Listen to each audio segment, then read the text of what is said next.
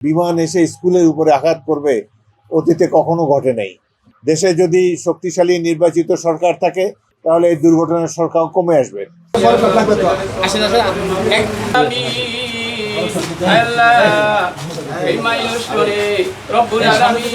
অনেক মর্মবিদারক একটি ঘটনা, দুঃখজনক ঘটনা।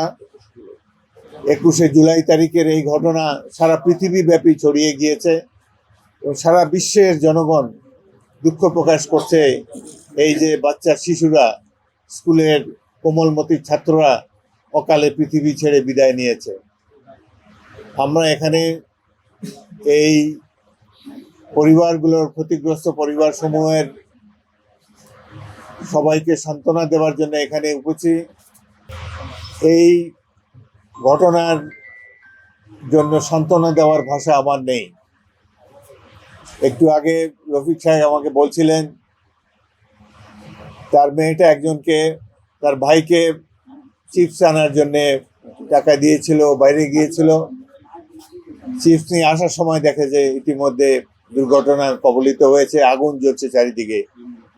এই তাকে চিপস আনতে বলা সে প্রাণে রক্ষা পেয়েছে। এইভাবে অনেকগুলো পরিবার, প্রায় 32টি পরিবার ইতিমধ্যে তাদের স্বজন হারিয়েছে। এই পরিবারকে সান্ত্বনা দেওয়ার ভাষা আমার নেই। আল্লাহর কাছে কামনা করি আল্লাহ যেন এই কোমলমতি শিশুদেরকে সবাইকে জান্নাতুল ফেরদৌস নসিব করেন, তাদেরকে যেন শহীদি দরজা দেন এবং এই পরিবার, শোক সন্তপ্ত পরিবার সমূহ এই শোক সহ্য করার তৌফিক যেন আল্লাহ তাদেরকে দেন। কয়েকজন শিক্ষক এখানে মারা গিয়েছেন, তাদেরও রুহের মাগফিরাত কামনা করি। কয়েকজন অভিভাবক এখানে মারা গিয়েছে, সেই জন্য এলাকাবাসীর দুঃখের আর সীমা নাই। স্কুলের কয়েকজন কর্মচারী, তারাও এই দুঃখজনক ঘটনায় পরলোক গমন করেছেন। এই ধরনের ঘটনা বাংলাদেশে বিমান এসে স্কুলের উপরে আঘাত করবে অতীতে কখনো ঘটে নাই। এই ঘটনাটি যুগ যুগ ধরে মানুষ স্মরণ করবে। এর অন্তর্নিহিত কারণ, কারো কোনো গাফলতি ছিল কিনা, সেগুলো আর আজকে আমরা এখানে যেতে চাই না। তবে আমি সামরিক বাহিনীর প্রাক্তন সদস্য, আমার মনে হয় যে এই ধরনের পুরানো এয়ারক্রাফট যেগুলা অনেক আগে বাতিল হয়ে গেছে বিশ্বের অন্যান্য দেশ কর্তৃক, এগুলোকে এখন আর এই প্রশিক্ষণে নিয়োজিত না করাই ভালো। ইতিমধ্যে বাংলাদেশ বিমান বাহিনীর কয়েকজন সদস্য, পাইলট, তারা প্রাণ হারিয়েছে এই ধরনের পুরনো এয়ারক্রাফট চালাতে গিয়ে। বাংলাদেশে মানুষের জীবনের কোনো মূল্য নাই এবং যারা দায়িত্বশীল তারা এগুলো খেয়ালও করে না। এতদিন যারা আগে রাষ্ট্র ক্ষমতায় ছিল তারা পয়সা কামাতেই ব্যস্ত ছিল, লুণ্ঠন কাজে ব্যস্ত ছিল, কিভাবে বিরোধী দলসমূহকে দমন করা যায়। বান্ডেল থাকলে প্রতি সেনমানিতে টাকা বাঁচবে। বিকাশ সেনমানি বান্ডেল কিনে জিতুন প্রতি লেনদেনে।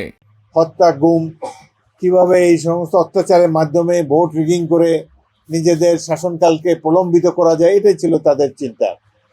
দেশে যদি গণতন্ত্র থাকতো গত 16 বছর, তাহলে হয়তো এতগুলো মানুষ অকালে প্রাণ হারাতো না।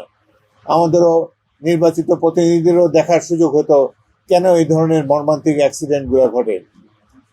মাইলস্টোন স্কুলের অনেক নাম ডাক ছিল, এখন জানি না কেন জানি না ভিতরে তাদের যে অভ্যন্তরীণ যে অ্যাডমিনিস্ট্রেশন সেগুলো ঠিকঠাক মতো চলে কিনা, ছাত্রছাত্রীদের সাথে, অভিভাবকদের সাথে যথাবিহিত ন্যায়ানুগ ব্যবহার করা হয় কিনা জানি না। তবে আমরা আশা করবো এই ধরনের দুর্ঘটনা যেন আর না ঘটে।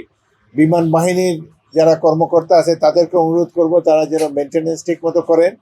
এই ধরনের পুরানো এয়ারক্রাফট বাদ দিয়ে আধুনিক এয়ারক্রাফট, সংখ্যায় কম হোক তবুও আধুনিক এয়ারক্রাফট কিনে প্রশিক্ষণের ব্যবস্থা করুক, যাতে করে আর অকালে যেন আমরা আমাদের তরুণ পাইলটদেরকে হারাতে চাই না। এই পাইলট চেষ্টা করেছিল, পাইলট তৌকির, সে চেষ্টা করেছিল আশেপাশে ল্যান্ড করার জন্যে। বিভিন্ন এলাকায় উঁচু উঁচু বিল্ডিং থাকার ফলে সে ল্যান্ডিং করতে পারে না স্থানভাবে। যাই হোক, আমরা মুসলমান, আমরা আল্লাহর যে নির্ধারিত ভাগ্য সকলের জন্য রেখেছেন সেটাতেই বিশ্বাস করি। আশা করি আমাদের এই দেশটি অনেক ঝড়ঝঞ্ঝার মধ্যে দিয়ে গিয়েছে, আমরা এই ধরনের দুর্ঘটনা দেখতে চাই না। দেশে যদি শক্তিশালী নির্বাচিত সরকার থাকে, জনগণের কাছে দায়বদ্ধ সরকার থাকে, তাহলে এই দুর্ঘটনার সংখ্যাও কমে আসবে। আমরা বিভিন্ন বাহিনী সমূহের উপরে নিয়ন্ত্রণ প্রতিষ্ঠা করতে পারবো, তাদের কর্মকাণ্ড সম্পর্কে জানতে পারবো, তাদের ইকুইপমেন্ট, এয়ারক্রাফট, আর্মস ইকুইপমেন্ট সব আধুনিক আছে কিনা, সঠিকভাবে চলতে পারে কিনা, এ সম্পর্কেও দায়বদ্ধতার ব্যবস্থা আমরা করতে পারবো। সবশেষে হলো যে আমরা ইসলাম ধর্মের অনুসারী।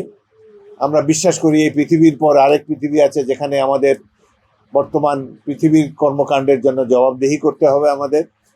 এই বাংলাদেশের যত মানুষ ইতিমধ্যে মৃত্যুবরণ করেছে, আমরা যারা এখানে উপস্থিত হয়ে দোয়ায় শরিক হয়েছি, আল্লাহ তাআলা যেন আমাদের পরিবারের উপরে তার রহমত নাজিল করেন।